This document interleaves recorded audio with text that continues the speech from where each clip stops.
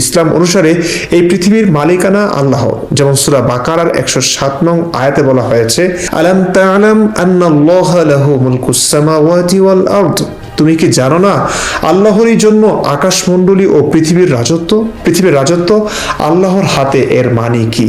আল্লাহ কি এই পৃথিবীতে এসে বসবাস করতে চান, রাজত্ব করতে চান? কিভাবে? আল্লাহ তো নিরাকার, আমরা কেউ তাকে দেখিনি, তার আওয়াজ শুনিনি, তার কথা শুনেছি মুহাম্মদ নামের একজন মানুষ থেকে। তাহলে এই পৃথিবীর রাজত্ব আল্লাহর, এটা বলে আসলে নবীর আল্লাহ কি বোঝাতে চেয়েছেন এই পৃথিবী যেহেতু আল্লাহর আর মুহাম্মদ যেহেতু আল্লাহর নবী, তাই পৃথিবীর সকল ভূখণ্ড তোমার হস্তগত করো, অমুসলিমদেরকে এরকম বহু আয়াত আছে কোরআনে। আল্লাহ খুব ভালোবাসেন। সূরা সফের 4 নং আয়াতে বলা হয়েছে, ইন্নাল্লাহা ইউহিব্বুল্লাযীনা ইউকাতিলুনা ফী সাবিলিহি সাফফান কাআন্নাহুম বুনয়ানুম মারসুস, নিশ্চয়ই আল্লাহ তাদের ভালোবাসেন যারা তার পথে যুদ্ধ করে সারিবদ্ধভাবে, যেন তারা একটি দৃঢ় প্রাচীর। আল্লাহর পথে যুদ্ধ বলতে নবীকে না মানা মানুষ অর্থাৎ মুশরিক, ইহুদি, খ্রিস্টানদের হত্যা করে তাদের সম্পদ ও নারী শিশুকে গনিমতের মাল হিসেবে ভোগ করা, এটি হচ্ছে ইসলামিক জিহাদ। এই গনিমতের মাল আল্লাহর খুব পছন্দের, মুসলিমদের জন্য তা পবিত্র, হালাল। বলা হয়েছে, ফাকুলু মিম্মা গনিমতুম হালালান তাইয়্যিবা ওয়াত্তাকুল্লাহ ইন্নাল্লাহা গফুরুর রহিম, তোমরা যা কিছু গনিমত হিসেবে পেয়েছো তা হালাল ও পবিত্রভাবে খাও এবং আল্লাহকে ভয় করো, নিশ্চয়ই আল্লাহ ক্ষমাশীল ও দয়ালু। যাই হোক, মুহাম্মদের আল্লাহ গনিমত অর্থাৎ অমুসলিমদের ধন সম্পদ, নারী ও শিশুকে হালাল ও পবিত্রভাবে খেতে বলেছেন। প্রিয় দর্শক, কোরআনের শত শত আয়াত এবং সহস্র সহিহ হাদিসেই এই যুদ্ধ, গনিমত, দাসী ভোগের কথা বলা হয়েছে। সব উল্লেখ করলে হয়তো একটি স্বতন্ত্র পুস্তিকা হয়ে যাবে। শুধুমাত্র গাজওয়াতুল হিন্দের সঙ্গে লিঙ্ক করবার জন্য যেটুকু না বললেই নয়, সেটুকু সংক্ষেপে বলছি।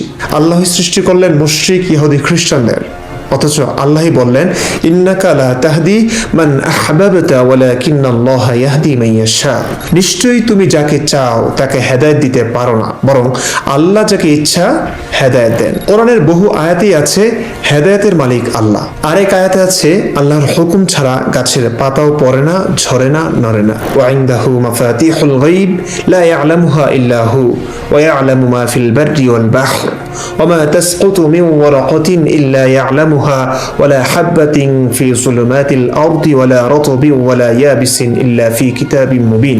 সূরা আল আনআম আয়াত হচ্ছে 59। হাদিসেও আছে, আল্লাহ তাআলা সমগ্র সৃষ্টির ভাগ্যলিপি আসমান ও জমিন সৃষ্টির 50,000 বছর আগেই লিপিবদ্ধ করেছেন। তিনি বলেন, সে সময় আল্লাহর আরশ পানির উপরে ছিল। চিন্তা করুন, যে আল্লাহ হেদায়েতের মালিক, যে আল্লাহর হুকুম ছাড়া কিচ্ছু হয় না, যে আল্লাহ আসমান জমিন সৃষ্টির 50,000 বছর আগেই সবকিছুর তাকদীর লিখে রেখেছেন, কে মুসলিম হবে, কে অমুসলিম, কে নবীকে মানবে, কে মানবে না, সেই আল্লাহ আবার এই নবীকে আদেশ দিচ্ছেন ইসলাম না মানলে যুদ্ধ করতে, পুরুষদের হত্যা করতে, নারী ও শিশুদের দাসদাসী বানাতে, গনিমতের মাল হিসেবে ভোগ করতে। প্রিয় দর্শক, বুদ্ধি ও যুক্তিকে কতটা বিসর্জন দিলে এসব মানা যায় জানি না, তবে যে আল্লাহ আমাকে বিবেক দিয়েছেন, আল্লাহর দেওয়া সেই বিবেক বলছে এমন আদেশ আল্লাহ দিতে পারেন না নবীকে। আমি আমার বিবেকের উপর ভরসা করছি না, ইসলামিক ইতিহাস থেকেই প্রমাণ দিচ্ছি, নবী এবং সাহাবাদের কাফেরদের সাথে যুদ্ধ ও জিহাদের দ্বারা উদ্দেশ্য ছিল গনিমতের মালভোগ, সুন্দরী, লোভনীয় নারী ভোগ।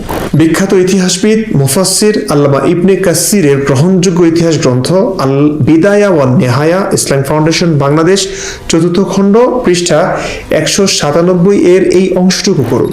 রাসূলুল্লাহ সাল্লাল্লাহু আলাইহি সাল্লাম বললেন, আমি যখন প্রথমবার আঘাত করি তখন পারস্যের কিসরার মাদায়েন ও আশেপাশের বহু শহর আমার নিকট তুলে ধরা হয়েছিল, আমি স্বচক্ষে সেগুলো দেখেছি। উপস্থিত সাহাবীগণ বললেন, ইয়া রাসূলুল্লাহ সাল্লাল্লাহু আলাইহি ওয়াসাল্লাম, দোয়া করুন আল্লাহ যেন ওইগুলোর উপর আমাদেরকে বিজয়ী করে দেন, আমরা যেন ধন সম্পদ গনিমতের মাল রূপে পেতে পারি এবং নিজ হাতে ওদের শহর নগর পদদলিত করতে পারি। রাসূলুল্লাহ সাল্লাল্লাহু আলাইহি ওয়াসাল্লাম সে দোয়া করলেন। তিনি বললেন, আমি যখন দ্বিতীয়বার আঘাত করি তখন রোম সম্রাট কায়সারের রাজধানী এবং তার আশেপাশে অবস্থিত শহরগুলো আমার নিকট তুলে ধরা হয়, আমি স্বচক্ষে ওয়াহীগুলো দেখেছি। তারা বললেন, ইয়া রাসূলুল্লাহ সাল্লাল্লাহু আলাইহি ওয়াসাল্লাম, আল্লাহর নিকট দোয়া করুন তিনি যেন এগুলো আমাদের করায়ত্ত করে দেন, আমরা যেন ওদের ধন সম্পদ ও ছেলে মেয়েদেরকে গনিমতের মাল রূপে পেতে পারি এবং ওদের নগর শহরগুলি পদানত করতে পারি। রাসূলুল্লাহ সাল্লাল্লাহু আলাইহি ওয়াসাল্লাম দোয়া করলেন।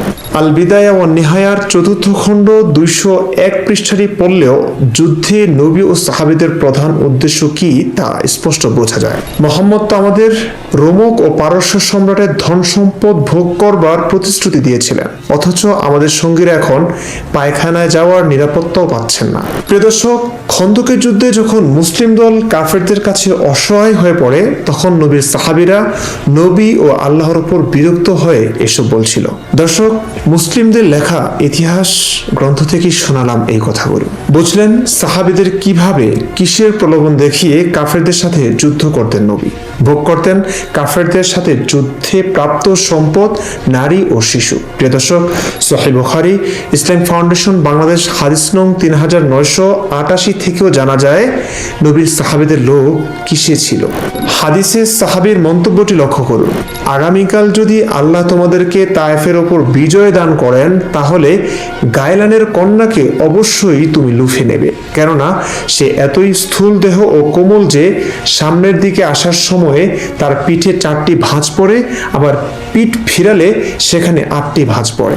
যুদ্ধ জিহাদের দ্বারা নবী যদিও পরকালে জান্নাত বা হুর আনলিমিটেড সেক্সের লোভ দেখিয়েছেন, কিন্তু পার্থিব লোভটাই উদ্দেশ্য ছিল নবী ও সাহাবীদের। প্রিয় দর্শক, নবী যে যুদ্ধবাজ, যুদ্ধের নবী যে কাফেরদের মেরে মেরেই উপার্জন করতেন সেই কথা নবী নিজেই সদম্বে বলেছেন। হাদিস সম্ভার 1900 নং হাদিসটি দেখুন। রাসূলুল্লাহ সাল্লাল্লাহু আলাইহি ওয়াসাল্লাম বলেছেন, আমি কিয়ামতের পূর্বে তরবারি সহ প্রেরিত হয়েছি যাতে শরীকবিহীন ভাবে আল্লাহর ইবাদত হয়। আমার জীবিকা রাখা হয়েছে আমার বর্ষার ছায়াতলে, অপমান ও লাঞ্ছনা রাখা হয়েছে আমার আদেশের বিরোধীদের জন্য। আর যে ব্যক্তি যে জাতির সাদৃশ্য অবলম্বন করবে সে তাদেরই দলভুক্ত। মুসনাদে আহমদ 18704 নং হাদিসে রাসূলুল্লাহ সাল্লাল্লাহু আলাইহি ওয়াসাল্লাম বলেছেন, আনা নাবিয়ুল মালহামা, আমি যোদ্ধা নবী। এটা বলেই তিনি ক্ষান্ত নন, তিনি তার জীবদ্দশায় 28টি যুদ্ধে সশরীরে অংশ নিয়েছেন, যাকে ইসলামের ভাষায় গাজওয়াহ বলা হয়। মুহাম্মদ অংশ নেয়নি এমন অভিযান 73টি। মক্কার 13 বছরে তিনি কোনো যুদ্ধ করেননি।